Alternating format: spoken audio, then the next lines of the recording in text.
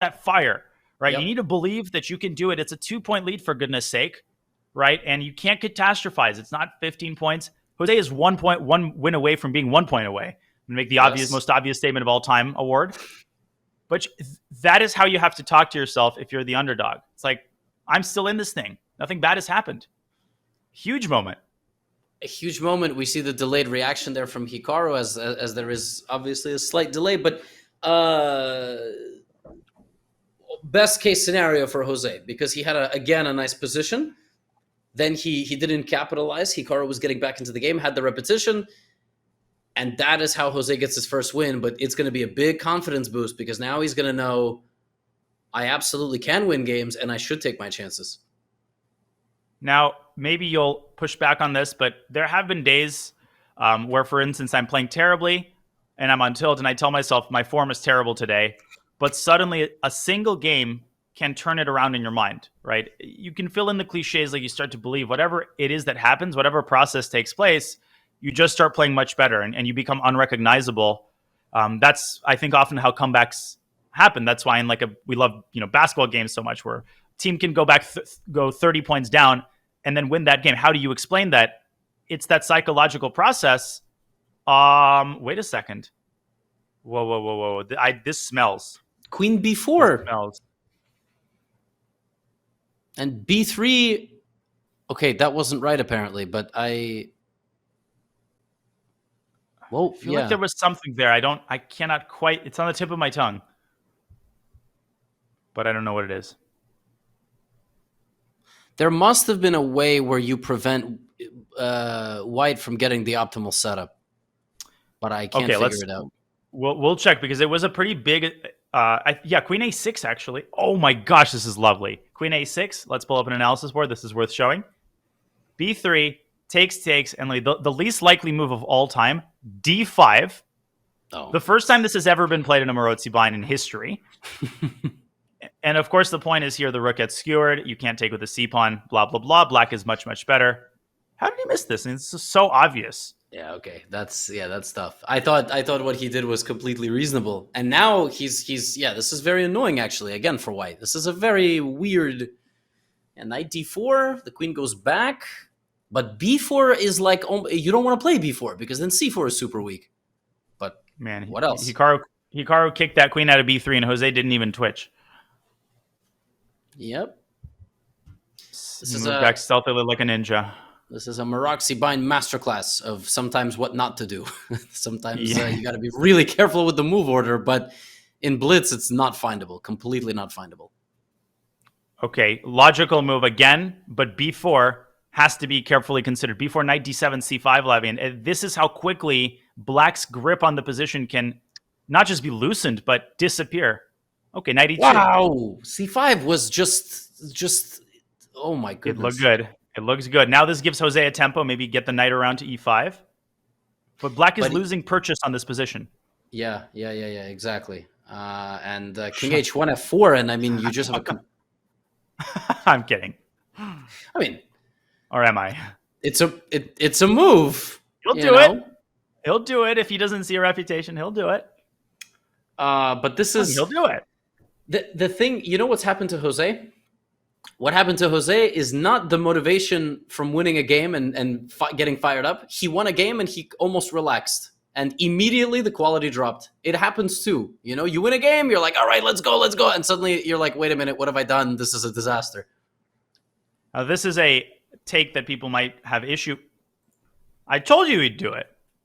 And it loses, I'm sure. It doesn't do anything. Hikaru just slides his queen away. But you see a move like this and you cannot resist. And maybe Jose needs this. He needs a little moxie in his play. Now, what's the rook doing here? It infiltrated the building, but it's been caught. What's the next move? Yeah. You broke in and you hear the sirens. Okay, where do you go? The other way. You gotta go back. Out. Back. Yeah, because even the queen on b6 cannot participate in the attack. It's just not possible. c5 is a huge threat. Oh, yeah. But you're in too deep. You have to, rook d3, rook takes h3. None of the sacks here are possible because there's not enough fuel on the king side.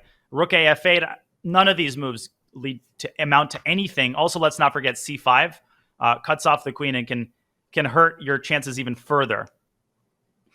It's very upsetting, but you might need to play rook f6, which is just...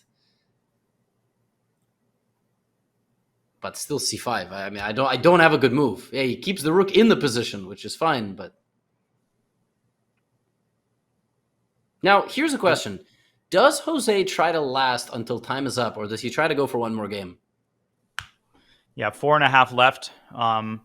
Ideally, I think Jose would like to end this segment, which is contrary to the sort of dogmatic stance, which is, okay, if you're down, then you want as many games as possible. This is obviously not a regular match. You want to steer this toward your preferred time controls, which I think in Jose's case is 3+1. I would say stretch this out no matter what. Well, because he does get white in the next game, so... True. And Hikaru's been playing that very, weird scandi. I mean, also known as a scandi. Yes, and I think he will change it up if he gets beaten badly, but that's a tall task. I mean, the Scandinavian is it is resilient, and there's a reason he's playing it. He obviously believes in it.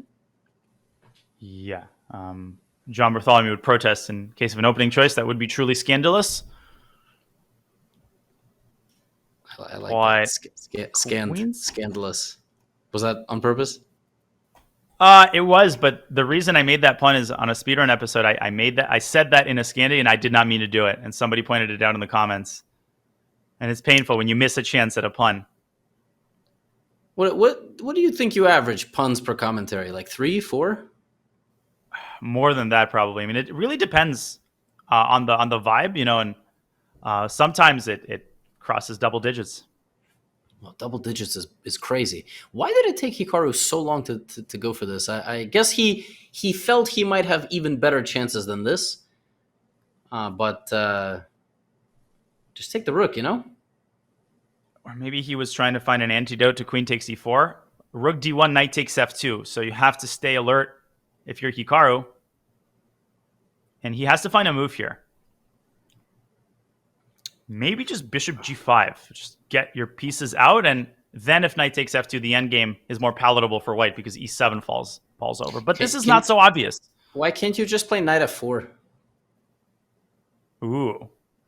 And then just take with the bishop and just chill. But then still knight f2. No, rook f2. Queen f2. Queen f2, bishop d4. Yeah, but there is rook f2. Yeah. No, maybe. No, knight f4, knight f2. Yeah, rook f2. Very important. Knight f4 is a cool move. I wonder if it's good. I like it. I think it is. Unlike rook f3, it's flashy and good. Yeah, rook f3 was just flashy. He is Hikaru trying to stall the clock to end the segment, by the way? Is that what he's trying to do? It's possible that it's a mutually beneficial arrangement between his brain and the match strategy. It's like, I want to think anyway, so I'm going to think for a little bit longer to encourage this segment to end.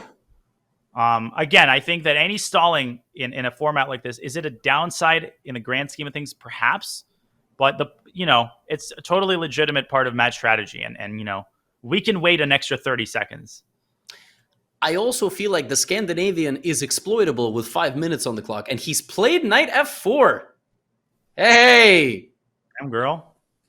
It's not the best move, but maybe it'll do the job, and Jose is looking a bit spooked. Takes. And maybe the reason it's not that exciting is just queen takes f4. No, rook c8. I wasn't looking at that. I forgot about that pawn at all. This pawn was the center of our attention. All we were thinking about is winning it. It totally dropped off my radar, but not Jose's. But what's the big deal? I guess I was thinking rook c1, but then there's queen f5 maybe. And the queen is now protected, so you can take the rook. But then you can move the rook. And then you're also threatening the bishop, so... Vol. Crazy. Cemento. Right. Rook d1. Anybody's game, Levy. If Jose plays this well, queen takes... Ooh.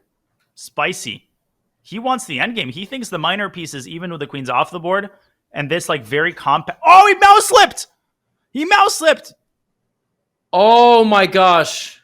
No. Oh, Jose. Wow, but they drew!